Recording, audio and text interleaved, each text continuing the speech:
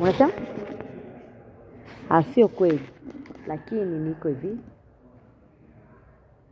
Majira yanabadilika, vita yako itakuwa ni kubwa kila siku na itakuwa inaongezeka. Kwa hiyo ni wewe kuangalia kusudi lako ni nini na unataka kufanya nini.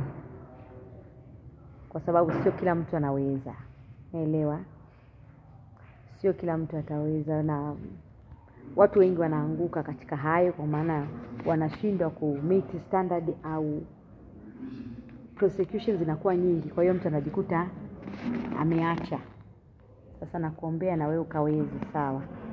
Nakuombea ukafanikiwe, nakuombea ukainuliwe na ukatimize kile kitu Mungu anakuambia ukakifanye kwa wakati huo ambao atataka kutumia au kwa muda huo. Mambo ni mengi lakini yapaswa kujiandaa vizuri na utamuona Mungu katika yote. Sawa. Kwa wakati mwingine kutakuwa na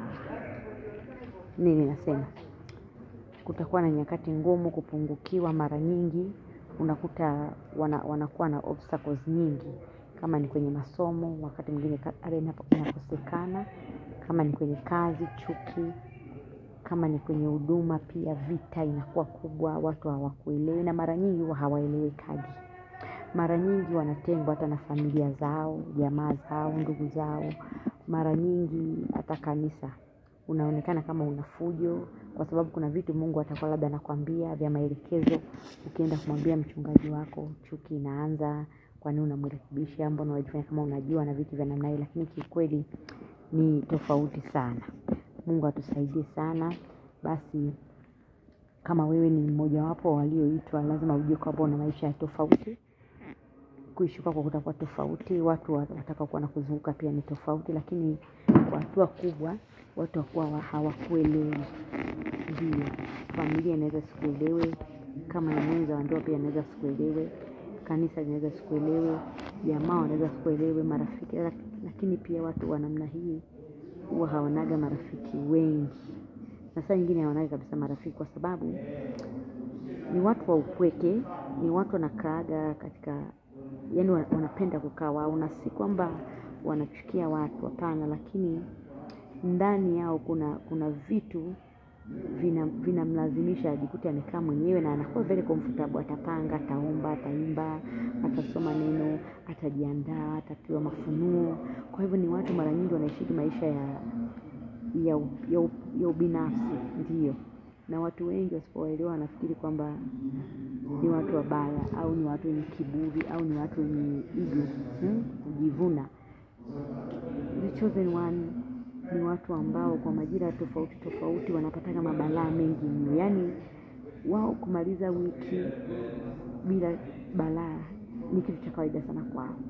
Ajali, mikosi, magonjwa, uharibifu, lakini wana moyo mwepesi wa kusaidia watu. Ndio. Wana moyo mwepesi wa kusaidia watu kwa maana ya kwamba watu wengi wanatamani kuwasikia, wanaenda kuwalilia, na hata akienda mahali ni mgeni lakini watu wanavutiwa naye. Unaweza kuona unaingia mahali au hujulikani lakini ghafla mtu anataka tu kuongea na wewe, mtu anataka kusikia, mtu anataka kukujua. Kwa hivyo maswali ya kwamba kwa mfano una miaka mingapi, umeolewa, hujaoa, una watoto, unafanya kazi gani, unaishi wapi, kabila lako nini, umesoma mpaka, yaani ni vitu vya kawaida. Na saa nyingine mtu anakuwa uncomfortable lakini you can't deny it kwa sababu mtu anavutiwa na anasikia kuuliza na anasikia kujue. Kwa hiyo kuna vitu ambavyo watu wanafanya kwa ajili yao au kwa ajili yetu vinashangaza.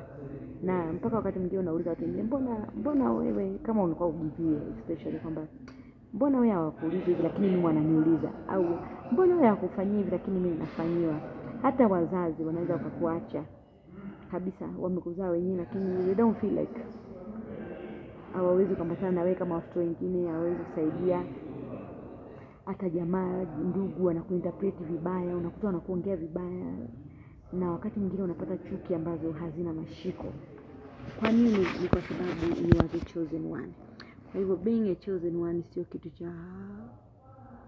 cha ajabu, na Mungu afanye kwa kila mtu. Watu wengi wanafikiri kwamba they are the chosen one, lakini if you are the chosen one lazima Mungu atakwambia kwa maana ataongea na wewe lazima, yani it have kwamba yeye ni Mungu atajitambulisha kwako, lakini atakwambia kile kitu ambacho anataka afanye na wewe, ni namna gani utajiandaa, hata mavazi, makazi wakati mwingine.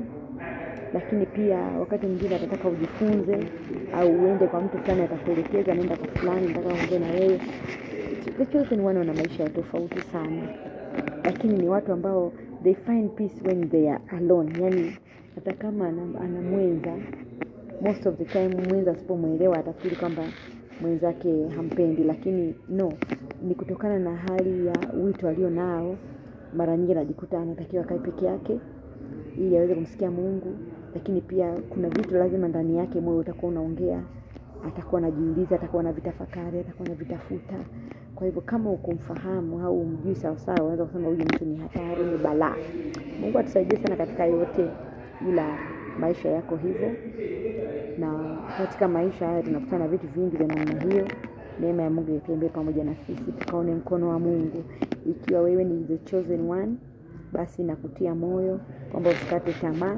Majaribu yatakuja mengi na ni kila siku. Adui atapambana na wewe kwenye kila jambo, lakini still unatakiwa kuyashinda, kwa sababu umeita kuweza, umeita kukonka, umeita kufanikisha, umeita kufungua, umeita kuponya, umeita kuokoa, umeita kutengeneza, umeita kubomoa, umeita kuharibu, umeita kuaibisha, lakini pia umeita kutukuza, kuheshimisha na kujenga. Ndio watu waliokuwa wameitwa na Mungu wako namna hiyo. Ni watu mara nyingi wanajikuta pia wanajua vitu vingi, lakini pia wanafunuliwa siri nyingi za mbingu na za katika ulimwengu wa mwili ambao tunaishi.